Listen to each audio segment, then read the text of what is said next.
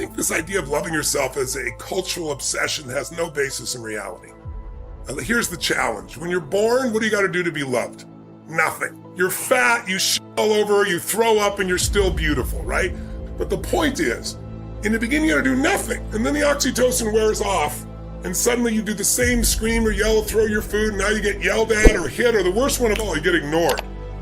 And then fear enters your body. And then the rest of your life, you're looking for, how can I get this unconditional love? Human beings have the longest period of dependency for survival of any creature other than other primates. Whales will be dependent for a year, birds for a few weeks, and boom, get your ass out there and fly, you know?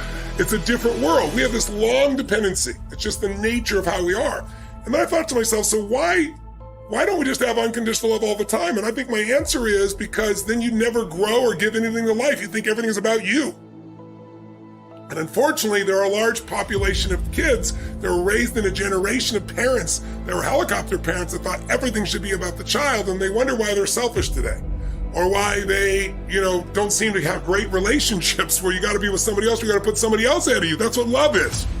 Love is putting somebody else ahead of yourself.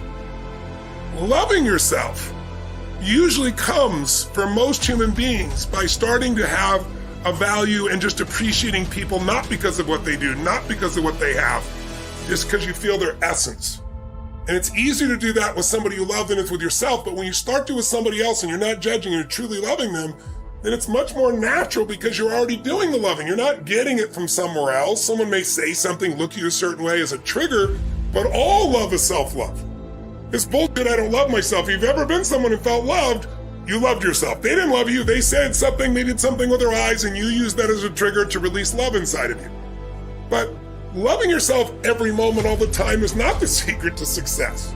Having appreciation for yourself is different than constantly loving. Now, in the Bible, it says, love thy neighbor as thyself. So I think it's a worthy goal and it's useful, but most people are obsessed with it. And I think, get on about living a life that's meaningful and you'll love yourself. As long as you focus on you, you're not going to love you.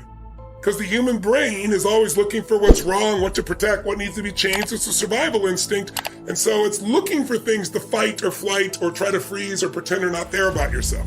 But when you're in a bit of service, when you're trying to serve something more than yourself, that's when the higher part of your consciousness is there. That's when your heart is flowing. And when you're doing that, you're not thinking about you, and therefore you feel love. And I can tell you my own experience, no one else has to earn love with me, but my strategy has been I got to earn my own love.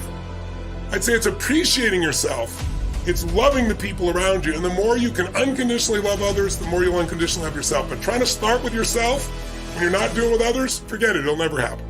I think the more you find unconditional love for others, the easier it is to find in yourself. And I think the focus is serving and loving, and that's what will get you to the point where you start doing it. But if you want to speed it up, stack all the good you've done, you'll feel great about yourself. All those reactions are natural human reactions from ego. Because it's all about you, me, what I'm not getting, what I'm not doing, and that's why you're in pain. And so I'm not telling you like I haven't done this, but I've done it too in the past, but it's an old pattern I don't really do anymore, and it used to affect me. Now, not a dominant one, I wouldn't have become who I've become.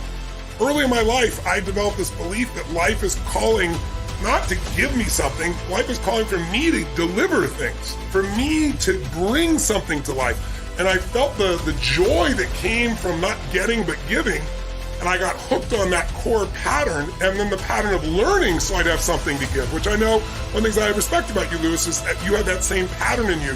You're always trying to learn more because underneath it all, you also want to give it. You want it for you, but you want to share it, right? Today, people don't understand the power of their language, like toxic. We live in a culture now where people, you're evil or you're like me. The whole world, everybody else is immoral unless they do what you do, think what you think, experience what you think. We have this whole thing that words are evil, words are action, it's bullshit. And all it does is make you incredibly weak as a human being, and you're more than that. We all are more than that.